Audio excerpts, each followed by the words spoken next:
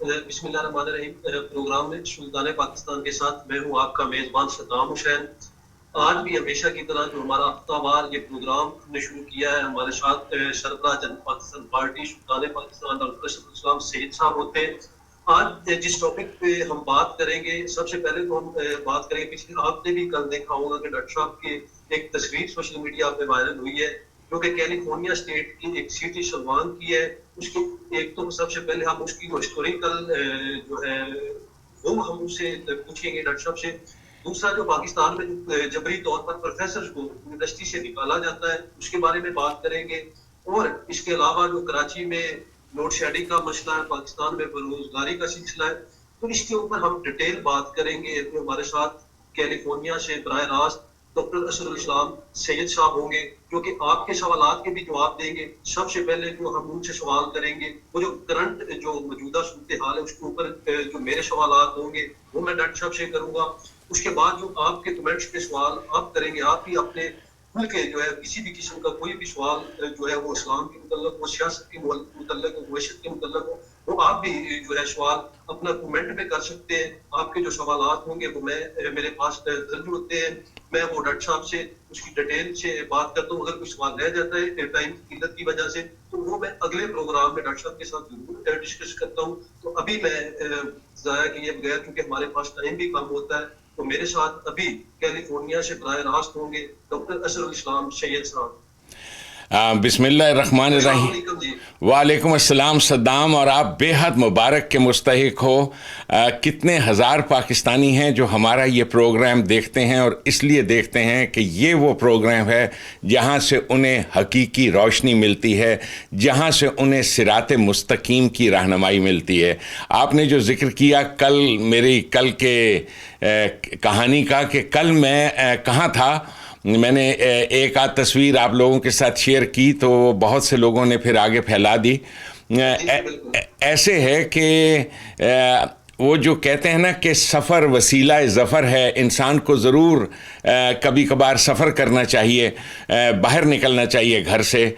تو صراط مستقیم کی تلاش میں اور صراط مستقیم پر چلتے ہوئے ہوا یہ کہ پچھلے کئی سالوں سے، جب کہ مجھے تقریباً 20 سال ہو گئے کیلیفورنیا میں، تو یہاں پہ کیلیفورنیا میں جنوب میں ایک شہر ہے جس کا بڑا قصہ سنا ہے.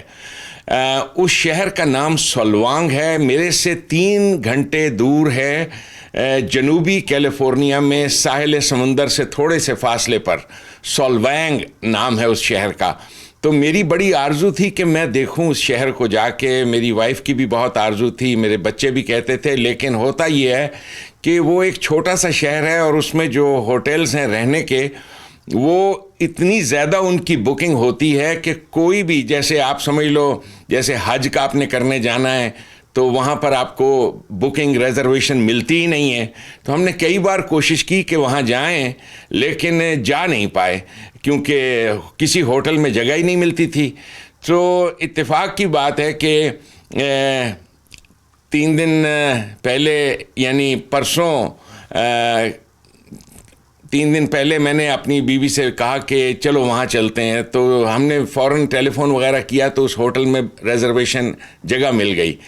اب جو خاص چیز ہے اس شہر کے بارے میں، مومن ہر چیز میں تلاش کرتا ہے راستے کو کہ میرے ملک پاکستان کو، میرے دین اسلام کو بھی ایسی فلاح ملے. یہ سولوانگ ایک عجیب و غریب شہر ہے امریکہ میں، چھوٹا سا شہر ہے، لیکن ڈنمارک سے آئے ہوئے لوگوں نے کوئی 200-250 سال پہلے یہاں پہ زمین خریدی اور فیصلہ کیا کہ یہاں پہ وہ ایک، یعنی امریکہ کے اندر ایک ایسا شہر بسائیں گے جو ڈنمارک سے ملتا جلتا ہوگا.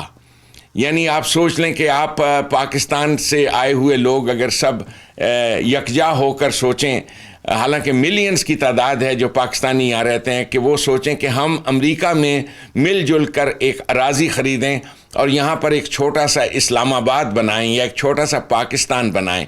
تو بالکل مجھے اس چیز پہ حیرت تھی کہ ان لوگوں کے اندر یہ جذبہ اور یہ چیز اتحاد یہ کیسے آیا کہ آج سے 250 سال پہلے ان لوگوں نے زمین خریدی اور وہاں پر ساری کنسٹرکشن سڑکوں سے لے کر باقی تمام گھروں کی کنسٹرکشنز اور ایگزیکٹلی جیسا کہ ڈنمارک میں ہے ویسے گھروں کی کنسٹرکشن، یعنی یہ علاقہ امریکہ کا لگتا امریکہ کا ہے ہی نہیں، لگتا ہے کہ آپ یورپ میں آ گئے ہیں۔ بالکل گھروں کی کنسٹرکشنز اور تمام چیزیں، اور جو دکانوں کے مالک ہیں، جو ریسٹورانٹس چلا رہے ہیں، وہ تمام پشت در پشت وہی لوگ ہیں جو ڈنمارک سے آئے تھے اور آ کر امریکہ میں آباد ہوئے تھے۔ ان کی اولادیں آگے سے وہی بزنسز چلا رہی ہیں اور اتنا کامیاب بزنس ہے، دکانیں باقی تمام چیزیں وہاں پہ۔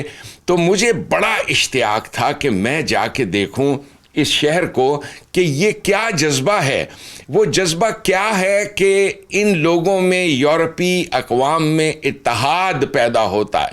تو جتنا میں دیر اس شہر میں رہا، میں اور میری بیوی اس موضوع پر بات کرتے رہے اور میرے بچے بھی موجود تھے۔ ہم اس موضوع پہ بات کرتے چلے گئے کہ اتحاد کے لیے، یونٹی کے لیے کیا چیز ہوتی ہے اور وہ کون سی چیزیں ہوتی ہیں، وہ کون سے عوامل ہوتے ہیں جن سے اتحاد قائم نہیں ہوتا۔ جیسا کہ آپ جانتے ہیں میری زندگی کا مشن پاکستان کو اس جرنیلی تسلط سے آزاد کرانا ہے، اس لیے کہ پاکستان کے عوام اچھی طرح سے اب جان گئے ہیں، جانتے ہیں کہ پاکستان آزاد نہیں ہے، آزادی کے نام پہ ایک فریب میں مبتلا ہے یہ قوم۔ امریکہ نے، نیٹو کی طاقتوں نے اپنے مفاد کے لیے ایک ملک بنایا تھا اور اس ملک سے ان کا مقصد یہ تھا کہ یہ ملک جو ہے ایک نیٹو کے لیے ایک یہاں کی فوج، نیٹو کی فوج کی حیثیت سے موجود ہو اور ان کے لیے ان کو استعمال کیا جائے۔ تو اسی وجہ سے پاکستان ترقی نہیں کرتا، پاکستان میں کوئی ایسی حکومت آتی ہی نہیں، کیونکہ 70 سال سے عوام نے دیکھا ہے اپنی آنکھوں سے اس جرنیلی تماشے کو کہ امریکہ کے کہنے کے اوپر امریکہ اپنی پسند کی گورنمنٹ لاتا ہے، جس گورنمنٹ کا صرف ایک مقصد ہوتا ہے کہ ایک اچھی فوج کی پرورش کرنا جو سٹینڈ ٹو رہے، کہ جب امریکہ ان کو حکم دے کہ اب چائنا کے خلاف جنگ شروع ہو گئی ہے یا روس کے خلاف، تو وہ سٹینڈ ٹو نظر آئیں۔ تو میری زندگی کا مشن پاکستان کو آزاد کرانا ہے، کیونکہ جب تک پاکستان اس جرنیلی تسلط سے آزاد نہیں ہوتا اس وقت تک پاکستان کے غریب عوام کی حالت اور پاکستان کا جو امیر طبقہ ہے وہ بھی کبھی بھی عزت کی روٹی نہیں کھائیں گے، عزت کی روٹی انہیں میسر نہیں ہوگی۔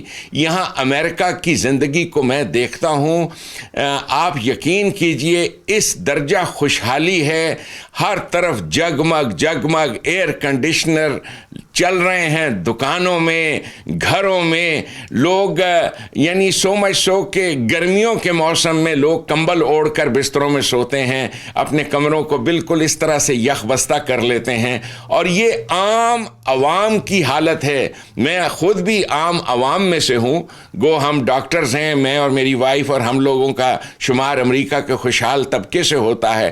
تو میں سولوانگ شہر میں بیٹھا اسی چیز کو سوچ رہا تھا کہ کیا وہ چیز ہے جو اتحاد پیدا کرتی ہے ایک انسانوں کے گروہ میں، وہ کیا چیز ہوتی ہے، اور بے اتحادی وہ کیا چیز ہے جس کی وجہ سے عوام کبھی متحد نہیں ہو پاتے۔ تو ہم دونوں نے اس بارے میں بات کی کہ دیکھو، میاں اور بیوی کے درمیان میں جو اتحاد ہوتا ہے، زوج جسے کہتے ہیں، اس کی دنیا میں کوئی مثال نہیں۔ ہر آدمی نے، جس نے اپنے گھر دیکھا ہے، جس نے اپنے ماں باپ دیکھے ہیں کہ باپ کس طریقے سے اپنے گھر کو چلاتا ہے، ماں کس طریقے سے اپنے گھر کو چلاتی ہے، میاں اور بیوی کا اتحاد، یہ اتحاد کی ایک بہترین مثال ہے کہ کیسے ان کا اتحاد ہوتا ہے۔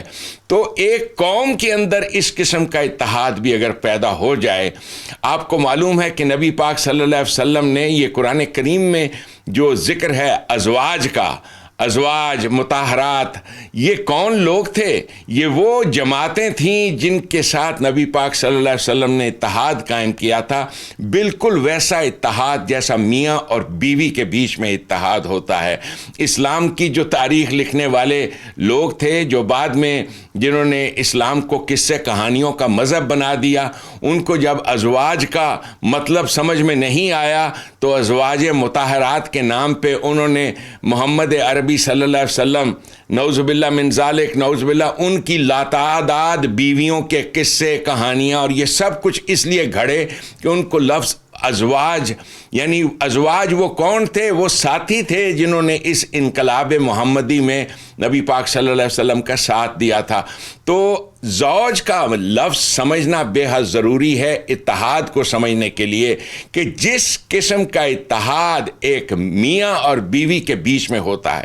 اب وہ اتحاد کیا ہوتا ہے اور وہ اتحاد کیسے ٹوٹتا ہے، میں تھوڑی سی مختصراً بات پاکستانی قوم کو ایک باپ کی حیثیت سے سمجھانا چاہتا ہوں، ایک باپ کی حیثیت سے، کہ آپ سوچئے، کیونکہ دنیا اسلام منتظر ہے اسلامی نظام کے قیام کے لیے، اور اس وقت دنیا کے 50 اسلامی ملک جو ہیں ان سب کے اندر امریکہ کا رچایا ہوا یہ پپٹ شو چل رہا ہے، جہاں پر کوئی نہ کوئی باجوہ بٹھایا ہوا ہے۔ انہوں نے پہلے کیانی بٹھایا ہوا تھا، اس سے پہلے کئی اور لوگ تھے، کہ یہاں پر انقلاب محمدی کبھی نہ آئے، محمدی نظام قائم نہ ہو، کہ کہیں ایسا نہ ہو کہ دنیا کے یہ مسلمان جن کی سلطنت کو ہم نے بڑی مشکل سے ختم کیا، نیست و نابود کیا، یہ از سر نو دوبارہ سے اپنی سلطنت کو قائم کر لیں۔ چنانچہ اس مقصد کے لیے دنیا کے ہر ملک میں یہ تماشے رچائے ہوئے ہیں۔ تو اتحاد اور زوج، اس کیفیت کو میں چاہتا ہوں آپ لوگ جو میرے بچوں کی طرح ہو اس بات پہ غور کرو کہ میاں اور بیوی میں بے اتحادی کس وقت ہوتی ہے۔ اگر میاں اپنے گھر کے ساتھ وفادار نہ ہو اور اپنے ہر وقت دماغ میں یہی سوچتا رہے کہ میں نے تو اپنے ماں باپ اور بہن بھائیوں کا خیال رکھنا ہے، تو میں اپنی بیوی کو جو میں کمائی کر کے لاتا ہوں سارے پیسوں کے بارے میں اطلاع بھی نہ کروں۔ میاں نے اپنے دماغ میں ایک پرائیویٹ ریلیشن شپ قائم کی ہوتی ہے ایک تیسرے گھر کے ساتھ۔ اس کی بدترین مثال وہ ہے اگر میاں کسی عورت کے ساتھ افیئر کر لیتا ہے یا اس کا ایک چکر چل جاتا ہے، پرائیویٹ چکر، اب اس گھر کے اندر کبھی اتحاد نہیں ہو سکتا، کیونکہ میاں نے ایک پرائیویٹ چکر اپنا علیحدہ خفیہ بھی چلا رکھا ہے۔ وہ اپنی ساری گھر کی راز و نیاز کی گھریلو باتیں اس داشتہ ہی کہیں گے اس کو، داشتہ کے ساتھ کرتا ہے۔ اب اس گھر میں کبھی اتحاد نہیں ہو سکتا۔ اسی طرح سے ایک عورت ہے، وہ اپنے گھر کے بارے میں نہیں سوچتی بلکہ اپنے پچھلے گھر کے بارے میں سوچتی رہتی ہے کہ اس آدمی کو جو قابو کیا ہوا ہے اپنے میاں کو، اس کے ذریعے سے میں نے اپنے گھر کو، اپنے ماں باپ کے گھر کے لیے یہ بھی کرنا ہے، وہ بھی کرنا ہے، یہ بھی کرنا ہے، اور سارا اس کا فوکس اپنے، وہ جس کو پنجابی میں کہتے ہیں پچھلیاں دے بارے چ ہوتا ہے۔ تو وہ ایسے گھر میں پھر کبھی اتحاد نہیں ہوتا۔ اب اس کی ایک اور بدترین مثال ہے کہ اگر ایسی عورت اگر کوئی افیئر کر لیتی ہے، یعنی کوئی آدمی اس کو بہلاتا ہے، پھسلاتا ہے کچھ، اس لیے کہ جو بھی عورتیں افیئر وغیرہ کرتی ہیں ان کے اندر ایک ذہنی کمزوری ہوتی ہے، ہمیشہ یہ جو دماغ کی کمزور عورت ہوتی ہے وہ اس قسم کے معاملات میں مار کھاتی ہے۔ تو وہ عورت اگر کوئی ایسا چکر چلا لیتی ہے کسی اور کے ساتھ تو میاں کو کچھ خبر نہیں، وہ گھر کی ساری راز و نیاز کی باتیں ایک تیسرے غیر کے ساتھ کرتی ہے۔ اس چیز کو جو میاں کی کیفیت میں نے آپ کو سمجھائی، جو بیوی کی کیفیت سمجھائی، اس چیز کو عربی زبان میں شرک کہتے ہیں، جہاں پر انسان اپنے تمام راز و نیاز کی باتیں کسی ایسی مخلوق کے ساتھ کریں جسے نہ انہوں نے کبھی دیکھا ہے نہ سنا ہے، اس مخلوق کے ساتھ راز و نیاز کی باتیں کریں، کہیں جی تو ہمارا یہ کام کر دے، تو ہمارا وہ کام کر دے، حالانکہ وہ تو آگے سے جس بت کو انہوں نے اپنے ذہن میں گھاڑ رکھا ہے وہ بت تو آگے سے جواب بھی نہیں دیتا۔ اس چیز کو شرک کہتے ہیں۔ نبی پاک صلی اللہ علیہ وسلم نے جس قوم کو متحد کیا تھا، جن کو ازواج بنایا تھا، اور جس انداز سے وہ انقلاب لے کر آئے تھے، یہ ازواج وہی لوگ ہیں جیسے جنت پاکستان اس تحریک، سلطنت پاکستان کی تحریک میں ہمارے واٹس ایپ کے گروپس میں ہماری ازواج شامل ہیں، ہمارے وہ بچے، وہ نوجوان جو ہمارے ساتھ دل و جان سے متحد ہیں مختلف گروپس کے اندر۔ ان گروپس کو، ان ٹیمز کو ازواج کہتے ہیں۔ اور کیسی ازواج؟ ازواج مطہرات، وہ لوگ جو ماڈرنائزیشن، جیسا کہ میں نے اپنی تقریروں میں بھی آپ کو بتایا تھا، تطہیر، مطہرون، یہ لفظ انگریزی کا ماڈرن اسی مطہرون سے نکلا ہے۔ وہ لوگ جو جہالت کے تمام عقائد سے پاک ہیں اور جو واقعتاً ایک مقصد کے لیے متحد ہیں۔ تو یہ تصور اتحاد کا دنیا کی تمام قوموں کے اندر موجود ہے سوائے مسلمان کے، جنہوں نے نمازوں اور روزوں کے نام پہ اسی یہودی مذہب کو استوار کر رکھا ہے اپنے ہاں، اسی یہودی مذہب کو جسے قرآن کریم کے غلط تراجم کے ذریعے سے انہوں نے مسلمانوں پر مسلط کیا، جو عباسی یہودی تھے عباسیوں کے عہد میں، اور انہوں نے اپنے مذہب کو نظام اسلامی کے 300-400 سال کے بعد خوب پروان چڑھایا، اور مسلمان جو تھے اپنے راستے سے بھٹک گئے۔ وہ کیا چیز ہے جو قوموں کے اندر اتحاد قائم کرتی ہے؟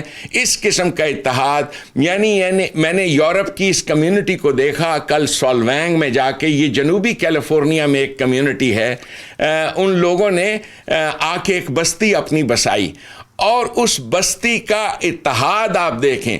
اس کے برعکس امریکہ کے اندر مسلمانوں نے لاکھوں اسلامک سینٹر بنا رکھے ہیں، لاکھوں تو نہیں، ہزاروں کی تعداد میں اسلامک سینٹر، مسجدیں بنا رکھی ہیں۔ ان ساری اسلامک سینٹروں میں مقصد کیا ہے؟ یہ سب اکٹھے ہوتے ہیں اور اپنے چندے پیسے سب ان مولویوں کو دیتے ہیں جو آگے سے اور مولویوں کو پالتے ہیں، اور ان ہر اسلامک سینٹر میں ایک بورڈ بیٹھا ہوا ہے جس کا مقصد یہ ہے کہ اپنی پسند کے لوگوں کو ہائر کرنا ہے، ویزے دلوانے ہیں، لانا ہے۔ یعنی ان کے اندر وہ اجتماعیت کا تصور کہ ہم نے قوم کے لیے کوئی کام کرنا ہے، ایسا تصور قائم ہی نہیں ہوتا، اس لیے کہ مذہب، یہ نمازوں اور روزوں والا مذہب، یہ صرف اور صرف خود غرض انسان پیدا کرتا ہے۔ آپ نے خود نمازی آدمی کو دیکھا ہے، وہ دو ہاتھ اٹھا کر دعائیں مانگتا ہے اپنے لیے، اسے اس بات کی بھی پرواہ نہیں ہوتی کہ اس کے ساتھ والے کو بھی کوئی چیز مل رہی ہے کہ نہیں مل رہی ہے۔ اس کی ساری سوچ، اور یہ ہے وہ بیماری کی جڑ جو آج دنیا اسلام میں لگی ہوئی ہے۔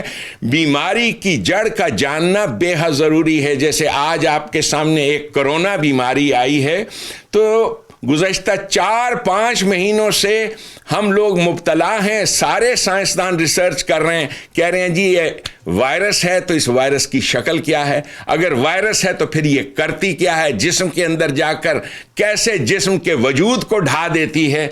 جب تک اس وائرس کی پہچان نہیں کرو گے، نبی پاک صلی اللہ علیہ وسلم نے جس وائرس کو پہچانا تھا اور جس وائرس کی نشاندہی کی تھی کہ یہ وہ وائرس ہے جو تمہیں ایک قوم نہیں بننے دیتی، یہ تھی شرک، اور وہ شرک کی وہ تمام چیزیں آج مسلمانوں نے اپنائی ہوئی ہیں، اور بغیر جانے، بغیر تحقیق کیے کہ یہ مذہب جو آپ کے ہاں رائج ہے یہ کہاں سے آیا، کیسے یہ قرآن کریم کے الفاظ کے غلط تراجم کیے گئے، اور کیسے اس مسلم قوم کو بھٹکایا گیا۔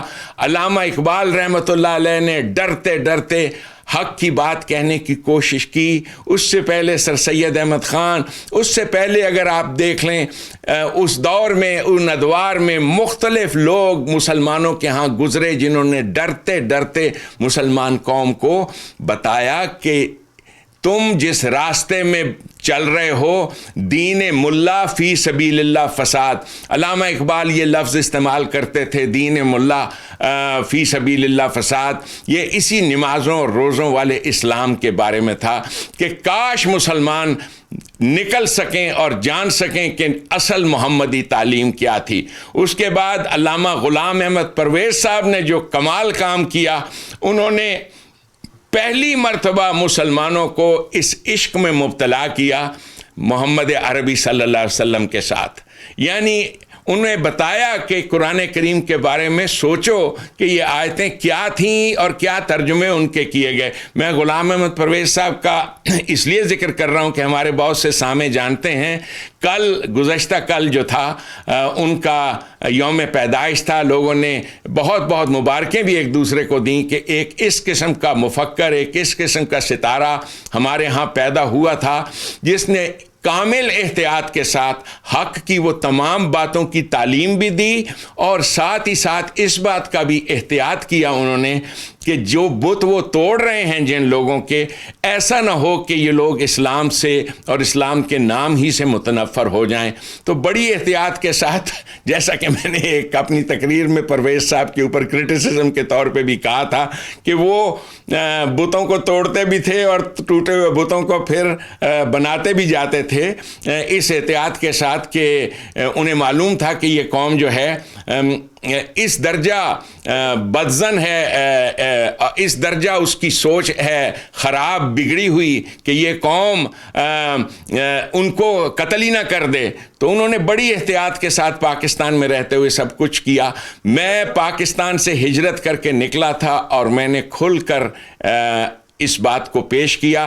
میرا کل کا سارا دن سولوینگ شہر میں کرسی پر بیٹھے ہوئے سوچتے ہوئے اس چیز میں سوچتے ہوئے گزرا کہ یا اللہ اس مسلمان قوم کو کاش پتہ چل جائے کہ جس مذہب کو وہ اسلام کہتے چلے آئے ہیں, یہ نماز اور روزے کا مذہب, یہ مذہب یہ صرف اور صرف جرنیلوں نے اسے پروان چڑھایا ہے صرف اس مقصد کے لیے کہ اس کے ذریعے سے جرنیل جو ہیں فی سبیل اللہ فساد مچاتے رہتے ہیں. یہاں پہ آپ کو یاد ہوگا پچھلے دنوں ایک واردات ہوئی تھی پاکستان میں کہ جی وہ ایک کراچی میں ایک بلڈنگ ہے اور اس کے بارے میں کہا جی دیکھو یہ بلوچستان کے دہشت گرد ہیں. جی بتائیے. جی جی جی اسٹاک ایکسچینج پہ جو حملہ تھا, بالکل آپ نے صحیح کہا. تو یہ سارا حملہ یہ سٹیج کیا گیا. یہ پاکستان کی عوام کو نہیں پتا کہ خود سوچیں کہ اگر یہ واقعتاً بلوچستان کی لبریشن کے لوگ ہیں جو اس کام کے لیے آئے ہیں تو ان کو اسٹاک ایکسچینج پہ حملہ کر کے کیا ملنا تھا؟ What would they get? ان کو کیا ملنا تھا اس سے؟ یہ سارے ڈرامے یہ جو آپ کے ہاں پاکستان کی آرمی ہے یہ رچاتی ہے. یہ روپے کی قیمت جو گری ہے پاکستان میں اور اس کے بعد پیٹرول کی قیمتوں میں اضافہ, فوراً ایک ڈرامہ رچا دو تاکہ عوام جو ہیں ان کا اٹینشن ڈائیورٹ ہو. اسی طرح سے جو آرمی سکول تھا, آرمی پبلک سکول, اس میں انہوں نے, کیونکہ انہوں نے امریکہ کا یہی موڈس آپرنڈی ہے, امریکہ کا موڈس آپرنڈی یہ ہے کہ امریکہ نے دہشت گردوں کو اسی طرح سے پاک فوج کے زیر سایہ پالا ہوا ہے. اور جب ان کو کہتے ہیں کہ ایک ڈرامہ کر دو, اس لیے کہ یہ جو پیٹرول کی قیمتیں 25 روپیہ بڑھائی گئی ہے, یہ جو بھی چیزیں, یہ سارے پیسے کس کے پاس جانے ہیں؟ کس کے پاس جانے ہیں؟ آئی ایم ایف کے پاس جانے ہیں. تو یہ سارے آپ کی دولت کے اوپر جو بیٹھے ہوئے ہیں, آپ کی محنتوں کی کمائی کے اوپر آپ کی ساری دولت, اور امریکہ کے ان تحفظات کا تحفظ کون کرتا ہے؟ یہ آپ کے جرنیل ہیں. تو لوگ مجھے کہتے ہیں کہ میں ان کے خلاف جو بات کرتا ہوں, میں پبلک کی آنکھیں کھول رہا ہوں کہ آپ کے ہاں یہ ڈرامہ ہے. یہ سارا وہ جو اس نوجوان بچے منظور پشتین نے بہترین جملہ بولا ہے, اس جملے کو پاکستان کے در و دیوار پہ لکھ دو کہ یہ جو دہشت گردی ہے اس کے پیچھے وردی ہے.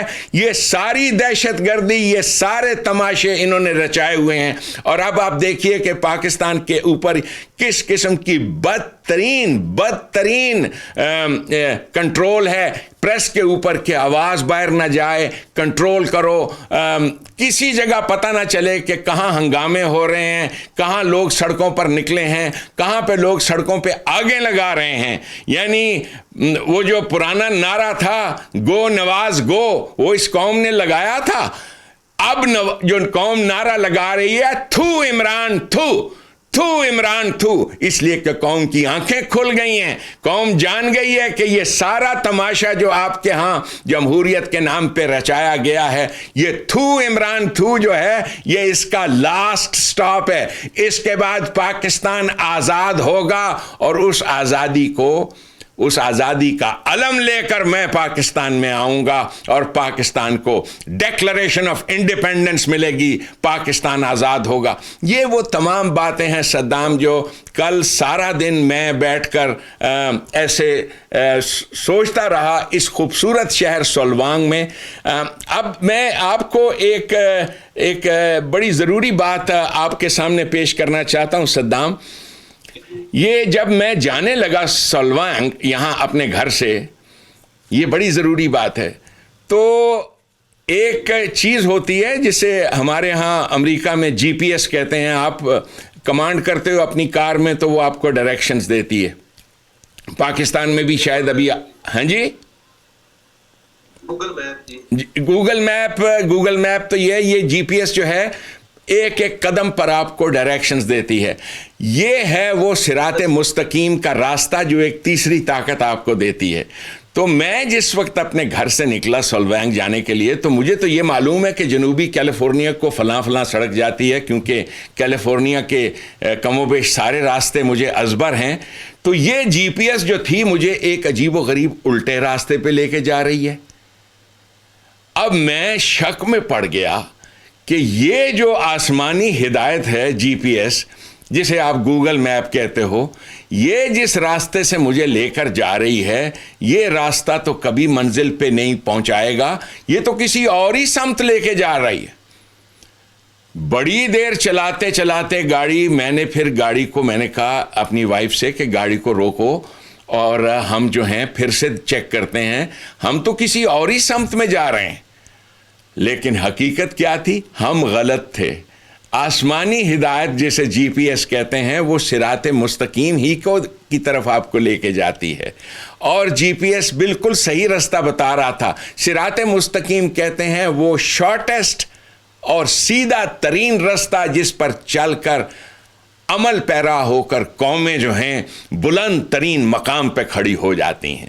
تو اس صراط مستقیم کا جو سبق میں نے راستے میں سیکھا وہ یہ تھا کہ یہ گائیڈنس تو بالکل ہی صحیح تھی. بھٹکا ہوا تو میں تھا کہ اپنے ذہن میں میں نے ایک اور ہی راستے کا بت بنا رکھا تھا, اور جب اس بت کو میں نے توڑا, اس لیے کہ جب میں نے دیکھا کہ منزل تو بالکل سامنے ہے, جہاں میں نے جانا تھا وہ جگہ آ گئی ہے, تو میں نے کہا کہ دیکھو اگر میں اس دوسرے راستے سے جاتا جو میرے ذہن میں تھا بغیر جی پی ایس کے, تو شاید میں 6 گھنٹے میں وہاں پہنچتا, لیکن اس جی پی ایس نے مجھے 3 گھنٹے میں وہاں پہنچا دیا. قرآن کریم کی گائیڈنس, قرآن کریم کا نظام معیشت, یہ وہ جی پی ایس ہے, یہ وہ آسمانی ہدایت ہے جو آپ کو انتہائی جلدی کے ساتھ نہ صرف یہ کہ آزاد بنائے گی بلکہ یورپ کے تمام اقوام دیکھتے رہ جائیں گے 1-2 سال کے عرصے کے اندر جس انداز سے پاکستان نظام محمدی کے ذریعے سے ترقی کرے گا. وہ نظام محمدی جس کو کبھی قائم نہیں ہونے دیں گے آپ کے جرنیل, اس لیے کہ انہیں اسی چیز کی تو تنخواہ مل رہی ہے, اسی کے تو ان کو پیسے مل رہے ہیں. تو یہ تھی تمہید آپ کے اس سوال کے جواب میں جو میرے ذہن میں آئی بات کہ آپ نے پوچھا کہ میں کل کیا کر رہا ہوں. یہ جو آدمی جو قرآن کریم کی تعلیمات کو اپنے دل میں سمو چکا ہوتا ہے نا, قرآن میں ایک لفظ ہے فَإِذَا فَرَغْتَ فَانْصَبْ, جب تو فارغ ہو اس وقت پلاننگ کیا کر. فَإِذَا فَرَغْتَ فَانْصَبْ.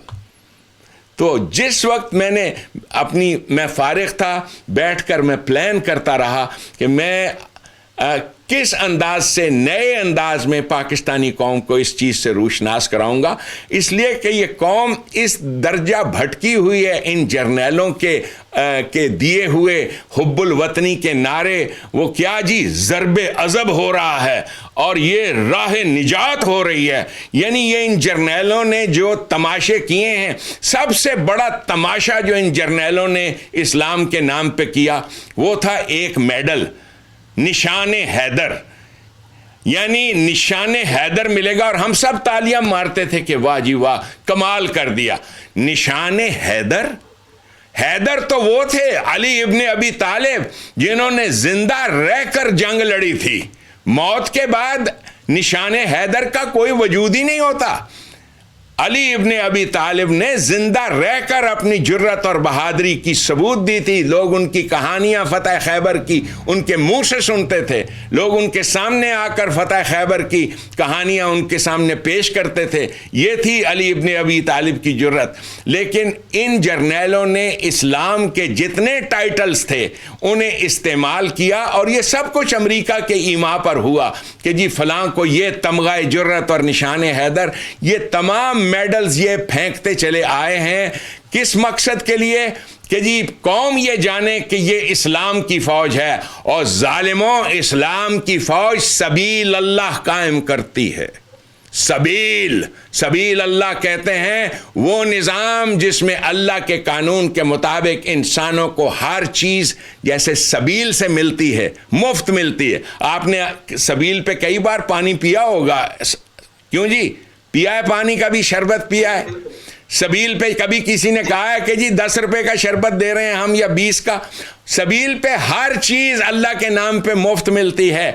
ये है वो सबील अल्लाह का निज़ाम जो नबी पाक ने कायम किया था, जिसमें इंसानों को हर चीज़ मुफ्त मिलती थी। ये है वो निज़ाम जो मैं पाकिस्तान में कायम करके दिखाऊंगा। ये वो निज़ाम है जो पाकिस्तान और हिंदुस्तान की सरजमीन तरस रही है इस निज़ाम को कि हमारी गवर्नमेंट्स हमारे लिए एक माँ का रोल क्यों अदा नहीं करती। एक माँ का role, government as a good mother, यह है तर्जुमा अर्रहमान और अर्रहीम का। जैसे माँ का रहम है, उस अंदाज से ये गवर्नमेंट्स क्यों अमल पैरा नहीं होती। तो नबी पाक सल्लल्लाहु अलैहि वसल्लम ने मज़हब के चक्रों में मुब्तला यहूद और नसारा को निकाल कर यकजा करके जो कौम बनाई थी, उन्हें कहा था कि ये जो तुम नमाज़ों और रोज़ों के ज़रिए से मन्नतें मांगते हो, या जैसे आज के दौर में मैं लोगों से कहूँगा कि ये जो तुम मातम करके ज़ंजीरें मार कर और खुदा जाने क्या क्या कुछ चक्कर करके जिन चीज़ों में तुमने अपनी कौम के अफराद को मुब्तला किया हुआ है, ये तमाम चीज़ें, ये लोग जो मन्नतें मानकर जंजीरें मारते हैं और मातम करते हैं, इन बेचारों को तो मिलता जुलता कुछ भी नहीं है, कुछ भी नहीं मिलता। इनको जो चीज़ देती है वो निज़ाम मोहम्मदी है, ला इलाहा इल्लल्लाह। तो ला इलाह का मतलब मैं इस कौम को वाज़े करता जाता हूँ, लोग सुन रहे हैं और इंशाअल्लाह ताला इस इनकलाब की जानिब हमारा कदम रोज़ाना पहले से भी ज़्यादा तेज़ तर बढ़ रहा है। अब ये थी तमहीद मेरी गुफ्तगू की। अब जैसा कि आपने फरमाया आप कुछ और मौज़ूआत पे बात करना चाहते हैं तो आप कीजिए। डॉक्टर साहब, पाकिस्तान में हमेशा ये रहा है कि सोशलिज्म को दबाया गया है। जो इस तरह के हालात के लोग हैं जो मेहनत कश मजदूरों तलबा की नुमाइंदगी करते हैं, उनको दबाया गया है। तो यूनिवर्सिटियों में अभी जो है प्रोफेसर अमार अली जान, प्रोफेसर हनीफ जैसे जो है उस्ताद जो है उनको निकाला गया यूनिवर्सिटियों से। पहले भी इससे यूनिवर्सिटियों से निकाला गया इसलिए कि ये लोगों को जो है अवेयरनेस देते हैं, लोगों को पाकिस्तान की सियासत मिशन के बारे में बताते हैं। इस बारे में आप क्या कहेंगे कि हुकूमत ये ऐसे करने? ये जी हर वो आदमी जो हक बात करेगा, आपको मालूम है सरे फहरिस्त अगर नाम है पाकिस्तान के उन मुजाहिदों का जिन्होंने तालीम दी, वो थे, मैं तो उनको प्रोफेसर फैज़ अहमद फैज़ कहूँगा क्योंकि वो मेरे वालिद साहब के प्रोफेसर थे। MAO कॉलेज अमृतसर में मेरे वालिद साहब के भी वो टीचर थे और मुझे भी ज़िंदगी में शर्फ हासिल रहा एक मुद्दत तक फैज़ साहब के जूते सीधे करने का। सुबह शाम उनसे मैंने बातें की हैं। फैज़ अहमद फैज़ जैसे आदमी को, जो उस पाकिस्तान टाइम के एडिटर थे, जिस पाकिस्तान टाइम अखबार को राइज किया था कायद आज़म मोहम्मद अली जिन्ना ने क़याम पाकिस्तान के लिए, उस पाकिस्तान टाइम के चीफ एडिटर थे। सिविल एंड मिलिट्री गैजेट जो पाकिस्तान से, हिंदुस्तान से छपता था, उसके एडिटर थे। उस फैज़ को 17 मरतबा अयूब खान ने जेल में डाला। जब कोई बात होती थी फैज़ को पकड़ के वो जेल में डाल देते थे। कितनी कैद व बंद की सोबतें सही हैं उसने और उसकी फैमिली ने। ये उसके ख़ानदान से पूछो कि वो बच्चे कहते थे अबू अब फिर आ गए हैं, अबू अब फिर आ गए हैं। इसी तरह से आते थे, गाड़ी में बिठाते थे और फैज़ को ले जाते थे। यो आज परवेज़ हुद भाई के साथ हुआ है या जो बाकी और लोग हैं। मैं आज़ादी इंसान का अलमबरदार हूँ। मैं हरगिज़ इस बात को नहीं मान सकता कि किसी भी इंसान की आज़ादी गुफ्तार और इजहार के ऊपर पाबंदी लगाई जाए। लेकिन ये जो आपके यहाँ लंबूतरा, ये लंबे मुंह वाला जो इन्होंने एक थू इमरान थू रखा है, इस थू इमरान के तो इसको तो एक पपेट के तौर पे इस्तेमाल किया जा रहा है। एस्टेब्लिशमेंट लेकर आई है, यही जर्नैल लेके आए थे इसी को। अब जो थू इमरान थू हो रही है जिस शिद्दत के साथ, तो हुआ ये है कि पाकिस्तान के अंदर जो सोशलिस्ट तबका है, वो जो ला इलाहा के पहली मंजिल पे है, इल्लल्लाह पे अभी नहीं पहुंचे, जो ला इलाहा, जो मज़हब की इन तमाम ढकोसलों को नहीं मानते, जो कि मेरे आधे साथी हैं, जिनका मैं बड़ा परस्तार हूँ, इसलिए कि मैं जानता हूँ, इसलिए कि इनमें से अक्सर लोग मुझे सराहते हैं और कहते हैं कि आपने अपने लिए जो मंजिल चुनी है ये तो नबियों की मंजिल है। तो ये रास्ता तो बड़ा कठिन है। हमें पाकिस्तान को एक सेकुलर कौम की हैसियत से सेकुलरिज़म का प्रचार करना चाहिए। आप भी सेकुलरिज़म का प्रचार करें। ये मज़हब को हमने अलहदा रख देना है और मैं उनसे कहता हूँ ऐसा तुम नहीं कर पाओगे। तो ये जो पाकिस्तान में जुल्म किया है परवेज़ हुद भाई पे और बाकी और असातिज़ा पे, ये पहला जुल्म नहीं है। पाकिस्तान की यूनिवर्सिटी का मैं भी टीचर था। यूनिवर्सिटी के अंदर हक बात करना, बच्चों को तालीम देना, रोशनी की, वो तो ज़ियाउल हक साहब का ज़माना था जब मैं पाकिस्तान से निकला था। तो वहाँ पर भी मैं इसी हक बात की तालीम नौजवान को देता था, इसलिए कि नौजवान ये जोश और वलवले का जिसे कहा है ना, कुरान करीम ने अल जिन का लफ्ज़ इस्तेमाल किया है कि ये जो जवानियों वाले लोग हैं, जिनके अंदर बेपनाह ताकतें होती हैं, बेपनाह ताकतों वाले नौजवान, इनको भटकाया जाता है, मज़हब के चक्करों में मुब्तला किया जाता है कि ये बेचारे बैठकर इन्हीं चक्करों में मुब्तला रहें कि जी रात की नमाज में कितने वितर होते हैं, सुबह की नमाज का कितना सवाब होता है। इनको इन चक्करों में मुब्तला रखा जाता है ताकि ये इस नशे से ना निकलें। तो परवेज़ हुद भाई और बहुत सारे जो पाकिस्तान के असातिज़ा हैं, जो रोशन ख्याल हैं, मैं उन्हें सलाम पेश करता हूँ। नबी पाक सल्लल्लाहु अलैहि वसल्लम और अल्लाह और उनके मलाइका इन तमाम लोगों पर सलाम पेश करते हैं जो पाकिस्तान जैसे मुल्क में रोशनी फैलाते थे। तो मैंने परवेज़ हुद भाई का बयान पढ़ा। ये वो अजीम लोग हैं जो पाकिस्तान में रहते हुए रोशनी फैलाने की कोशिश कर रहे थे। सबक सीखना चाहिए इससे उन लोगों को जो मुझे कहते हैं कि जी आप पाकिस्तान क्यों नहीं आते, और जालिमों क्यों मेरी जान के दुश्मन बने हुए हो। मैं पाकिस्तान में आऊँगा तो तुमने कहाँ साथ देना है मेरा, तुम तो अपना साथ देने के जोगे भी नहीं हो। तो मैं पाकिस्तान उस वक़्त आऊँगा जब ये मेरे पास ये 30 लाख अफराद की तादाद मौजूद होगी जो आमन्ना व सद्दकना कहेंगे इस बात पे कि हम मानते हैं तुझे सुल्तान पाकिस्तान, तो तुम तशरीफ़ लाओ पाकिस्तान और हम तेरे साथ हैं, हम तेरे पीछे हैं। और यही वो मंजिल है जिसकी जानिब मैं रवां दवा हूँ। रोज़ाना कितने टेलीफोन, कितनी कॉलें, कितने लोग मेरे से राब्ता कर रहे हैं। मैंने अपने लिए ये सुल्तान पाकिस्तान का टाइटल इसीलिए चुना कि قوم کو پتہ چلے کہ یہ آدمی ایک سیاسی لیڈر نہیں ہے, یہ جمہوریت کو نہیں مانتا, یہ مسلمانوں کو وہی سلطنت دینا چاہتا ہے جو ان سے چھن گئی. اس سلطنت کے اندر رہتے ہوئے باقاعدہ جمہوریت ہوگی, باقاعدہ رول آف لا ہوگا. لیکن آپ دیکھیے کہ انگلستان کے اندر ایک سلطان موجود ہے, ایک سلطنت موجود ہے جس کو اس درجہ عزت اور احترام ہے, کوئین آف انگلینڈ کا. کتنا عزت اور احترام ہے. کل میں نے ڈنمارک میں جا کر دیکھا, یہ ڈنمارک جو لٹل ڈنمارک ہے یہاں امریکہ میں بنایا ہوا, کہ ملکہ برطانیہ کی اور برطانیہ کی بادشاہتوں کی کس درجہ عزت ہے, عزت و تکریم ہے وہاں کے لوگوں کے دلوں میں. اگر نہیں ہے تو مسلمان کے دل و دماغ سے ختم کر دیا گیا ہے ان کے سلاطین کی عزت و تکریم.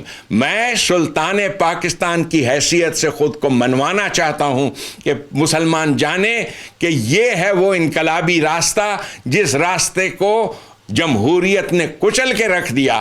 اور ان لوگوں نے جو نظام قائم کیا برطانیہ نے ہندوستان میں, وہ یہ تھا کہ یہاں پر ڈیموکریسی اور جاگیرداری سسٹم, یعنی یہ کمال کیا تھا. سلطان ٹیپو کے جو قاتل تھے اس آدمی نے جاگیرداری نظام کی بنیاد رکھی. لارڈ کارنوالیس نام ہے شاید.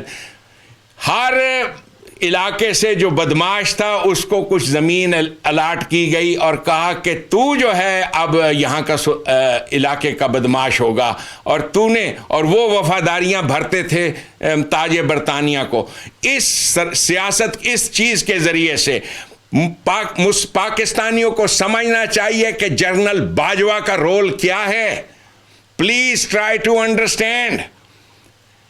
پلاسی کی جنگ ہوئی تھی 1758 میں شاید, یعنی 1858 سے 100 سال پہلے, اور میر جعفر جو کمانڈر ان چیف تھا سراج الدولہ کی فورسز کا, اس نے غداری کی تھی اور انگریز کا ساتھ دیا تھا. لیکن کیا قوم کو فوراً پتہ چل گیا تھا کہ یہ انگریز کا ساتھی ہے؟ نہیں. 100 سال تک یہ لفظ میر جعفر, میر قاسم, ان تمام لوگوں کو عزت و تکریم کے ساتھ دیکھا جاتا تھا.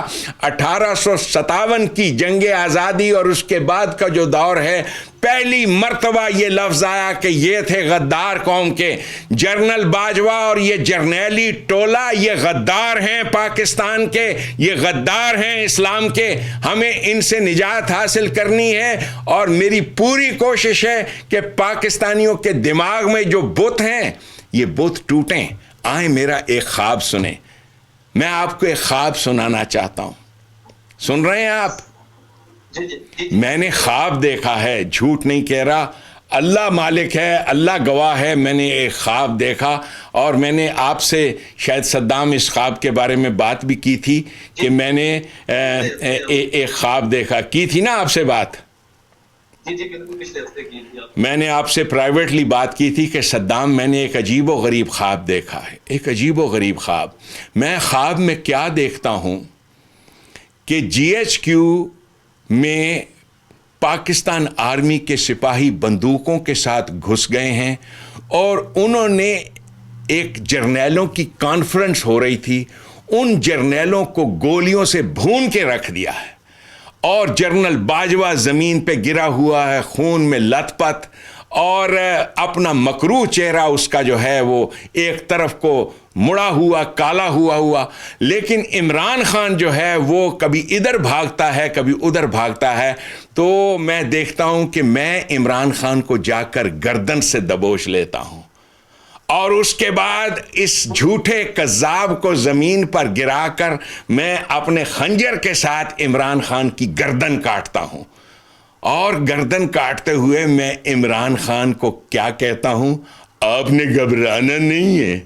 یعنی اللہ کی قسم میں نے یہ خواب دیکھا کہ میں عمران خان کی گردن کاٹ رہا ہوں اور اسے کہہ رہا ہوں آپ نے گھبرانا نہیں ہے. یہ میں خواب آپ پاکستانیوں کو اس لیے سنا رہا ہوں کہ آپ پاکستانی خواب میں بھی ایسا نہیں سوچ سکتے. آپ انقلاب لانا چاہتے ہو تو پہلے خواب تو دیکھو. ہندوستان کی آزادی, انگریز سے آزادی سے پہلے کا ایک خواب میں آپ کو سناتا ہوں. جسٹس کیانی نے اس خواب کا ذکر اپنی کتاب میں لکھا ہے. ان کی ایک بڑی خوبصورت کتاب ہے, ان کے ایسیز ہیں.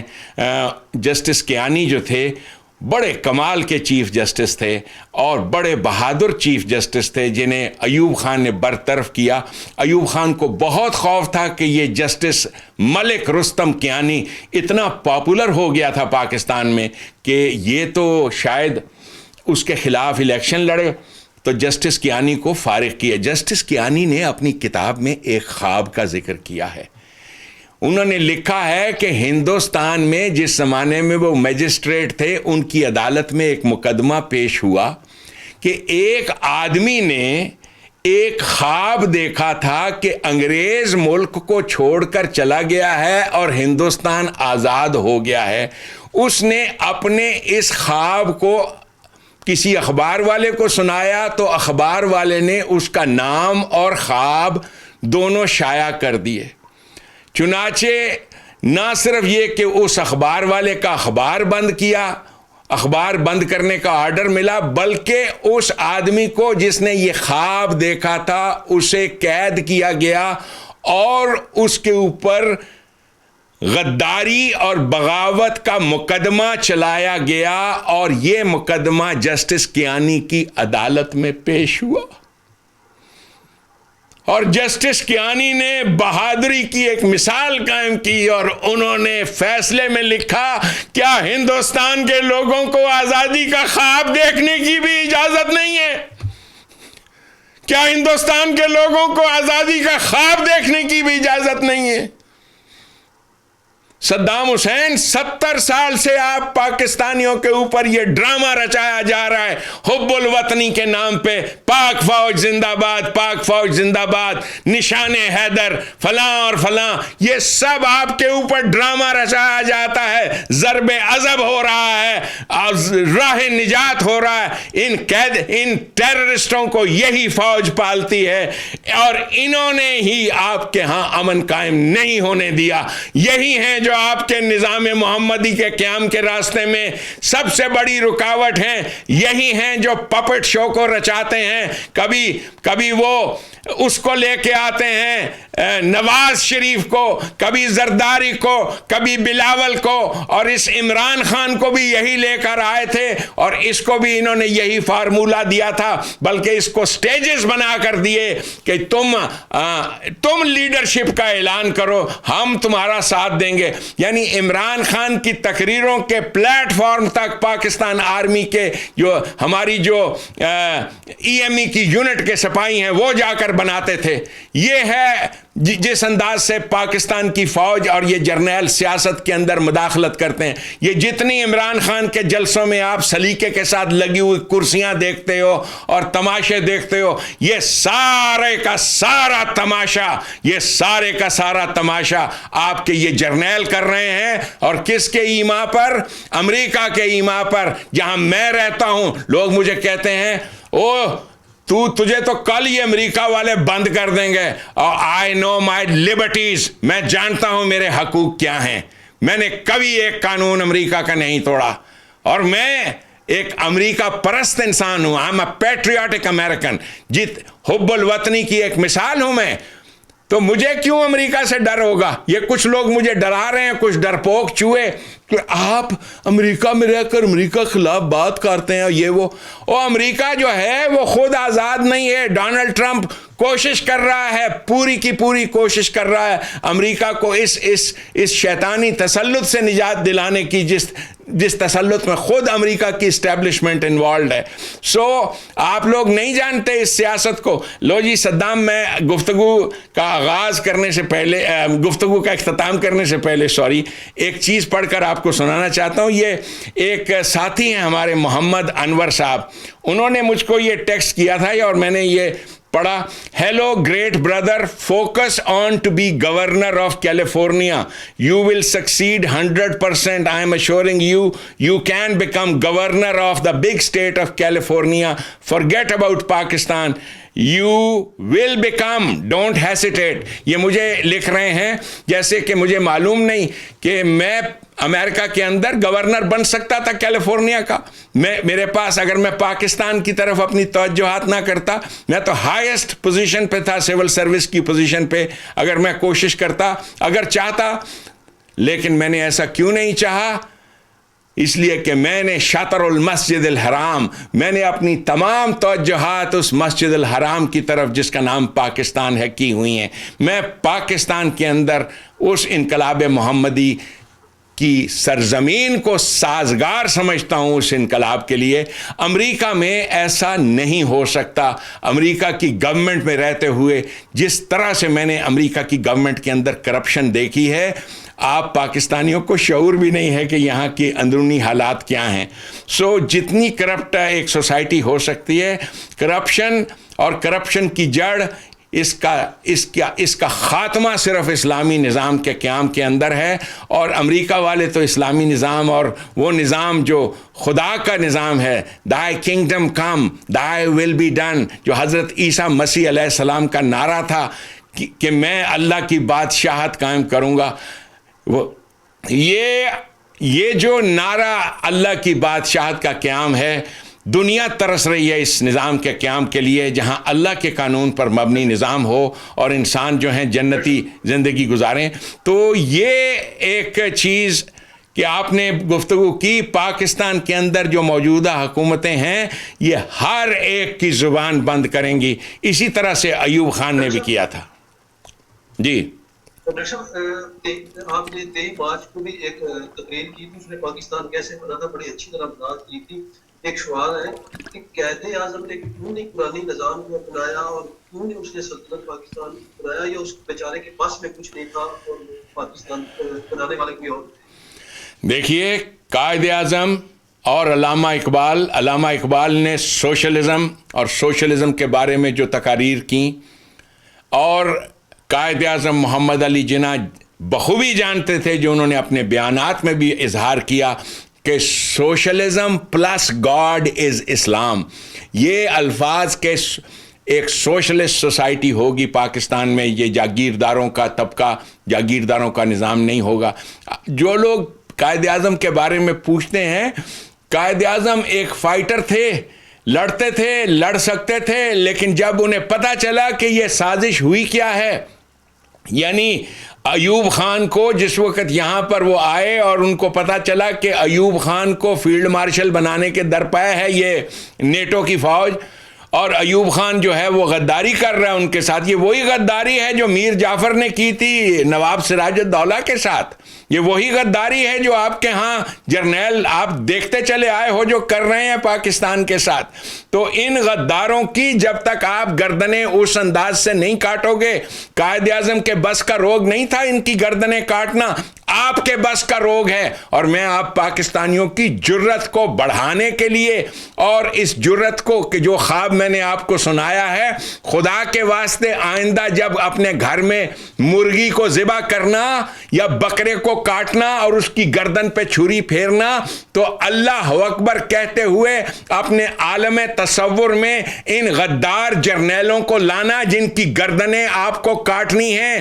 یہ آپ کی دولت کے اوپر حکمران بن کر بیٹھے ہیں. پاکستان کی ساری دولت, پاکستان کو فروش, پاکستان کو بیچنے والے یہ لوگ ہیں, اور یہی وہ لوگ ہیں. تو یہ چیز اس انداز سے آپ کو سوچنی ہے. جب آپ مرغیوں کی گردنیں کاٹو تو اللہ اکبر, اللہ اکبر, اللہ اکبر کہتے ہوئے سوچو کہ آپ نے ایک دن جلد, اور وہ دن دور نہیں ہے, یہ جرنیل بھاگیں گے, یہ بھاگیں گے, پاگلوں کی طرح بھاگیں گے وقت آنے پر. مجھے یاد ہے جب شہنشاہ ایران اور اس کے جرنیل بھاگے تھے ایران سے, جب ایک آدمی اٹھ کے آیا تھا, عوام اس کے پیچھے تھے, اور عوام کو وہ ایک اشارہ کرتا تھا تو عوام اس کی جانب جاتے تھے, اس لیے کہ عوام کا ایمان تھا کہ یہ آدمی سچا ہے, جھوٹا نہیں ہے. مجھے اس بات سے ہرگز اتفاق نہیں ہے کہ خمینی تو ایک مولوی صاحب تھے, مولوی کے دماغ میں کیا آئیڈیالوجی ہوگی, لیکن انقلاب کا جو ایک ماڈل آپ کے سامنے وہ لے کر آیا کہ اس انداز سے راستہ بنتا ہے انقلاب کا. وہ راستہ آپ کے سامنے ہے. آپ کو ان جرنیلوں کی گردنیں کاٹنی ہوں گی. اپنے عالم تصور میں ان کے مکروہ چہرے لائیں کہ یہ بیٹھ کر جب آرام سے اپنے دفتروں میں شامی کباب اور چائے اور سفید بیرے آ کر ان کو کہتے ہیں سر اور کیا چاہیے آپ کو, سر آپ کے سامنے فائل پیش کروں.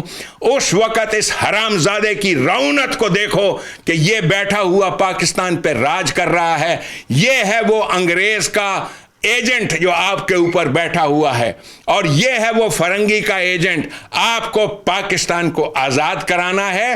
کم از کم آزادی کا خواب تو دیکھو, آزادی کا خواب تو دیکھو. جب تک آپ آزادی کا خواب نہیں دیکھ سکتے, آپ کے ہاں تو یہ بھی تصور نہیں ہے, اس لیے کہ مذہبی قوم انتہائی ڈرپوک ہوتی ہے. مذہبی قوم وہ قوم جو بیٹھ کر سوچتی رہتی ہے وضو ٹوٹ گیا کہ نہیں ٹوٹا, میرا خیال ہے وضو ٹوٹ گیا. یہ قوم ان کے بس کا روگ نہیں ہوتا انقلاب.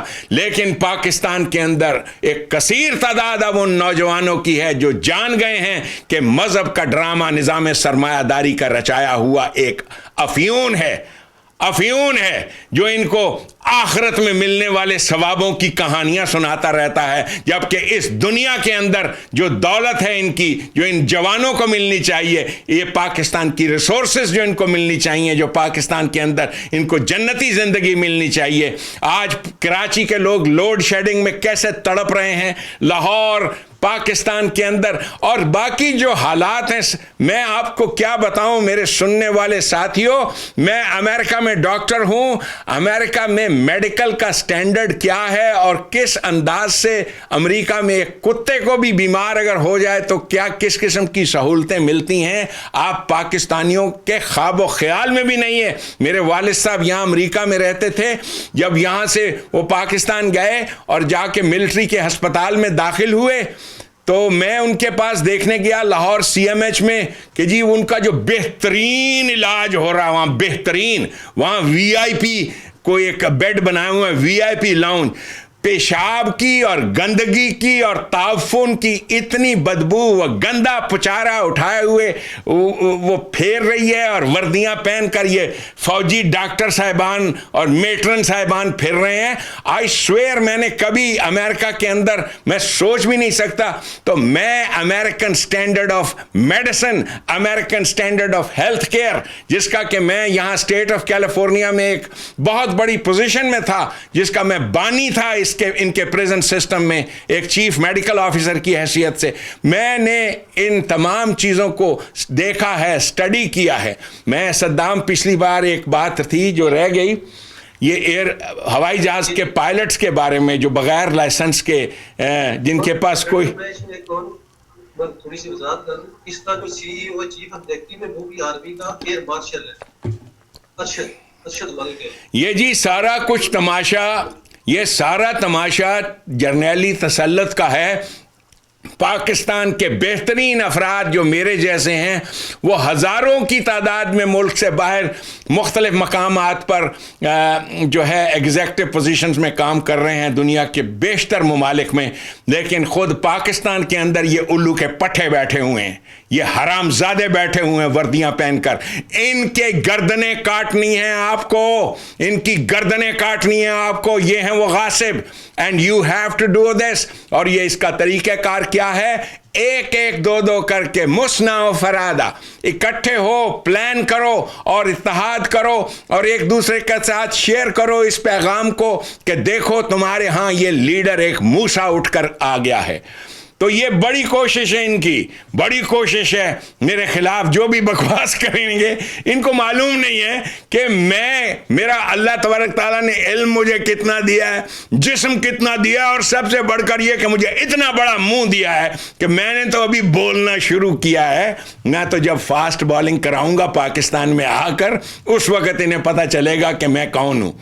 تو میں آپ کو لائسنسز کے بارے میں بات کر رہا تھا کہ جیسے پاکستان میں پائلٹس کے لائسنسز ہیں, اور آپ کہہ رہے ہو کہ عمران خان کی کوئی ذمہ داری نہیں تھی.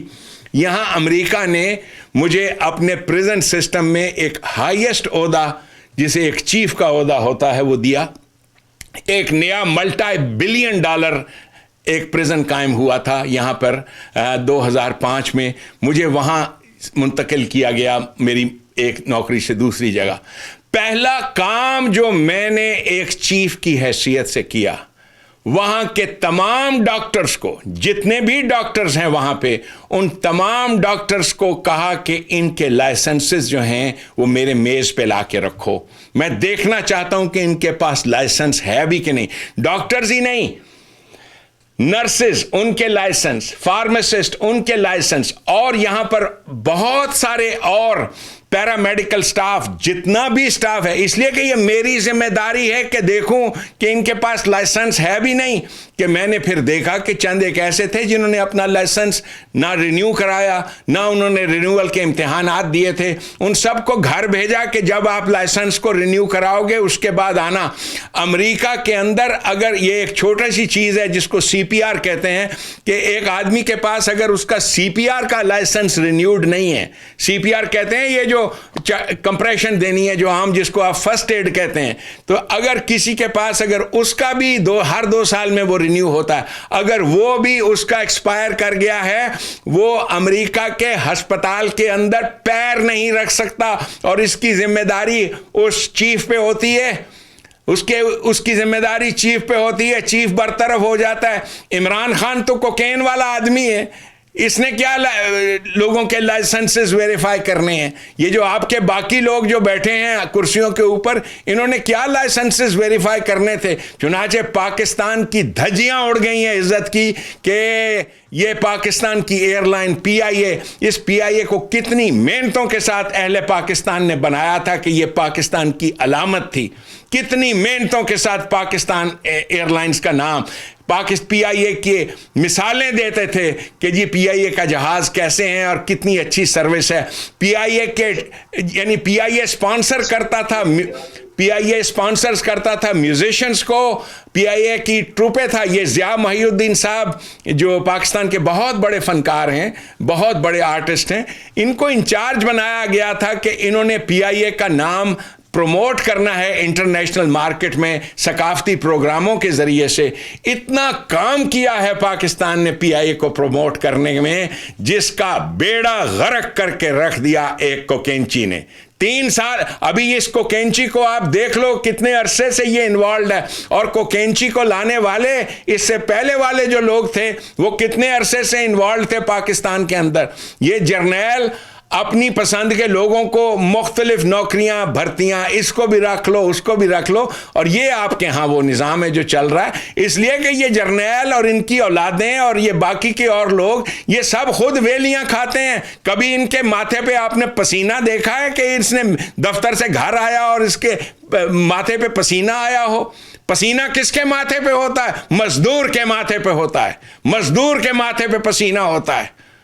وہ محنت کش جو کام کرتا ہے، وہ آرٹسٹ جو کام کرتا ہے، وہ طبلہ نواز جو طبلہ بجاتا ہے، وہ بھی محنت کر کے روٹی کھاتا ہے. صرف ایک یہ آپ کا یہ جرنیلی طبقہ ہے جو وردی پہنتا ہے اکڑی ہوئی، اور اس آکڑ خان یہ جا کر دفتر میں بیٹھتا ہے اور وہاں بیٹھ کر حرام کی یہ کمائی یہ غدار کھاتے ہیں، جیسے شامی کباب کہتے ہیں. دوپہر کو بیرا شامی کباب لے کے آتا ہے اور یہ ٹمیٹو ساس کے ساتھ ٹکیاں مار مار کے ایسے کر کے کھاتے ہیں بیٹھ کر، جبکہ پاکستان کا غریب سڑک کے اوپر رول رہا ہے، مزدوریاں کر رہا ہے، اور یہ اس غریب کو پھر ترانے سناتے ہیں حب الوطنی کے. میں پاکستان کو جرنیلی تسلط سے آزاد کرانے کے لیے اٹھا ہوں.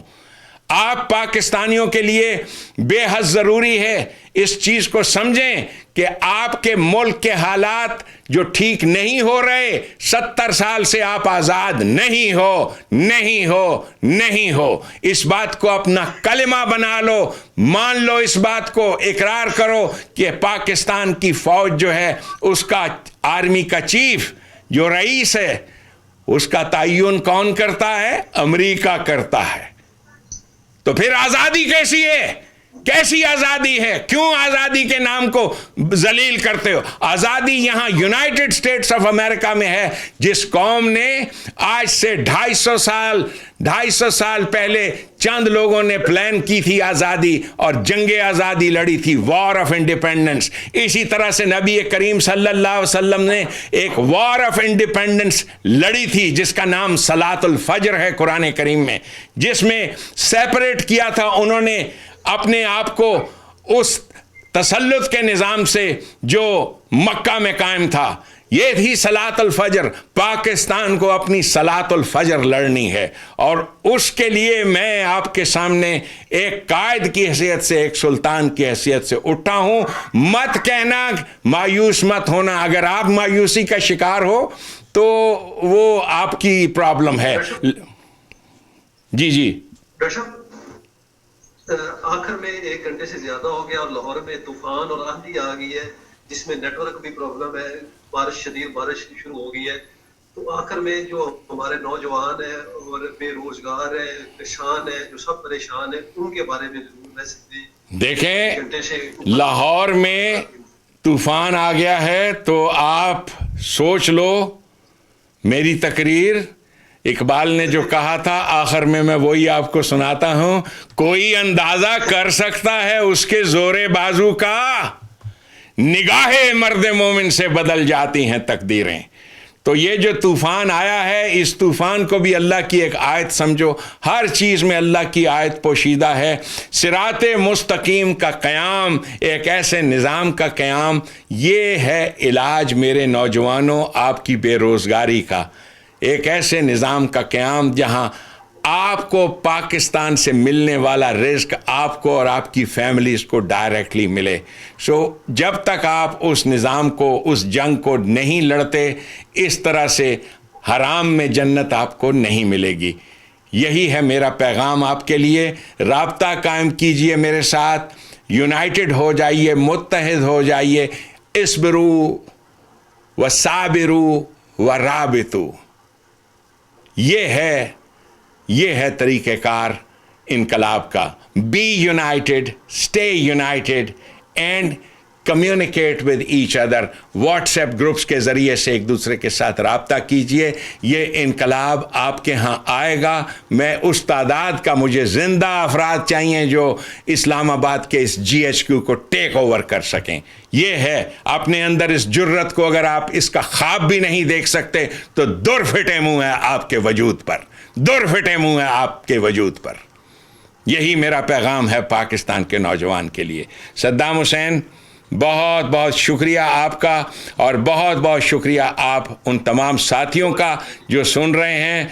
इंशाअल्लाह ताला पाकिस्तान में एक कसीर तादाद ऐसे लोगों की है जो इस इनकलाब को लाना चाहते हैं, इसलिए कि इनकलाब के लिए जो रास्ता है वो बैयनात जिसे कहते हैं, वाज़े, क्लियर, वो मैंने आपके सामने पेश किया है और आइंदा भी पेश करता चला जाऊंगा। हे हत्ता मतलाइल फजर, जब तक ये निज़ाम कायम नहीं होता, जब तक तलुए फजर नहीं होती। इंशाअल्लाह ताला अल अज़ीज़। रब्बना तकब्बल मिन्ना इन्नका अंतस समीउल अलीम। मेरे दिल के लिफाफे में तेरा खत है जानिया, तेरा खत है जानिया। ना चीज़ ने कैसे पाली किस्मत ये जानिया वे।